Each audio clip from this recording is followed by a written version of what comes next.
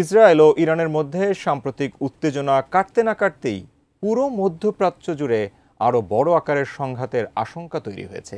ইরানের পর এবার পাকিস্তানকে টার্গেট করতে পারে ইসরায়েল। পরবর্তী আঞ্চলিক সংকটের কেন্দ্র হয়ে উঠতে পারে ইসলামাবাদ। কয়েকটি পশ্চিমা থিঙ্ক ট্যাঙ্ক এবং মিডিয়া থেকে দেয়া হয়েছে এমন সতর্কবার্তা। বিস্তারিত আরিফ হাসানের প্রতিবেদনে। মাত্র 22,000 বর্গ কিলোমিটারের ছোট্ট দেশ ইসরায়েল, তবে আয়তনে ছোট হলেও সারা বিশ্বের মাথা ব্যথার কারণ হয়ে দাঁড়িয়েছে দেশটি। একসঙ্গে একাধিক ফ্রন্টে সামরিক সংঘাত পরিচালনা করছে যুদ্ধবাজ Netanyahu. Gaza, Syria, Lebanon, Yemen এবং সর্বশেষ ইরানের সাথে সামরিক সংঘাত এক কথায় মধ্যপ্রাচ্যকে অস্থির করে তুলেছে তেল আবিব। এর মধ্যেই প্রশ্ন উঠছে, তাহলে ইসরায়েলের পরবর্তী টার্গেট কোন মুসলিম দেশ? পশ্চিমা থিঙ্ক ট্যাঙ্ক এবং গণমাধ্যমে উঠে আসছে, ইরানের পর ইসরায়েলের পরবর্তী লক্ষ্য হতে পারে পাকিস্তান। কলম্বিয়া বিশ্ববিদ্যালয়ের অধ্যাপক জেফরি শ্যাক্স সম্প্রতি এই যুদ্ধের আশঙ্কা করেছেন। এর আগে একাধিকবার নেতানিয়াহু মুসলিম দেশ হিসেবে পাকিস্তানকে টার্গেট করে কথা বলেছেন।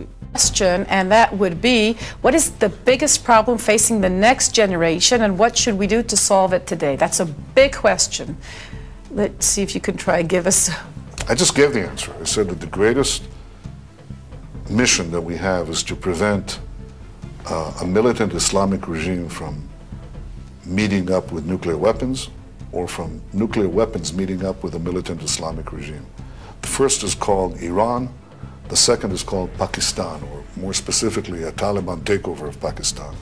Because if these radical regimes have nuclear weapons, they will not obey the rules that have been obeyed in the last almost 7 decades, and they can threaten our world. So the first thing is to stop them from getting these weapons.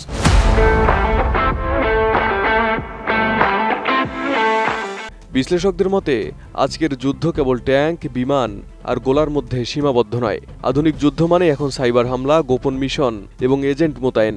Ukraine Russia বা Israel Iran সংঘর্ষে দেখা গেছে নতুন এই কৌশল, আর তা হলো স্পর্শকাতর অবস্থানে গোপন হামলা ও লক্ষ্যবস্তু ধ্বংস করা।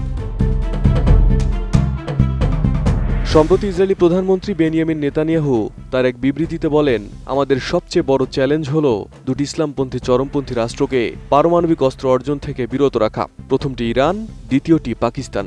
এদিকে ইরানের মতো পাকিস্তানকেও ইসলামিক বোমার হুমকি হিসেবে চিত্রিত করে আসছে পশ্চিমা মিডিয়া, অথচ কোনো মিডিয়া কখনো বলছে না ইহুদি বোমা বা খ্রিস্টান বোমা, যদিও এসব ধর্মীয় রাষ্ট্র পারমাণবিক অস্ত্রে সজ্জিত।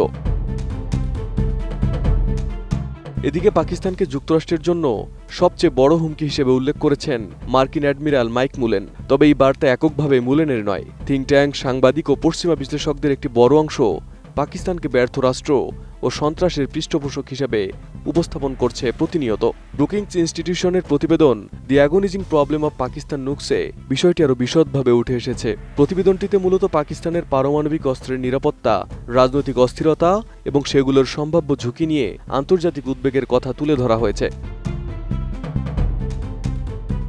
বিশ্লেষকদের মতে ইরানে চাপ প্রয়োগের পাশাপাশি পশ্চিমা ও ইসরায়েলি চক্রের নজর এখন পাকিস্তানের দিকে ঘুরেছে, কারণ যুদ্ধ এখন শুধু কৌশল নয়, একটি লাভজনক ব্যবসাও।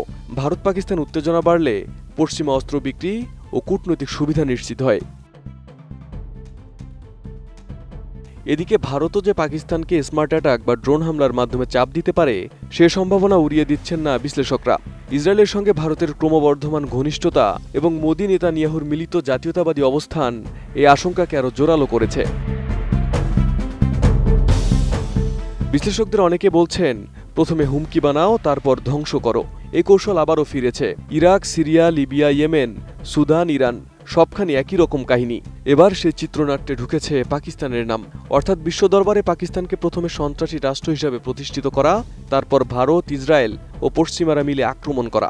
বিশ্লেষকরা বলছেন, ইসরায়েল ও ভারতের বর্তমান নেতৃত্বের আগ্রাসী ভূমিকায় দক্ষিণ ও মধ্যপ্রাচ্য ক্রমেই অনিরাপদ হয়ে উঠছে।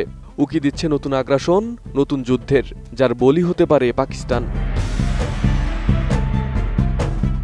Arif Hasan, ATN news.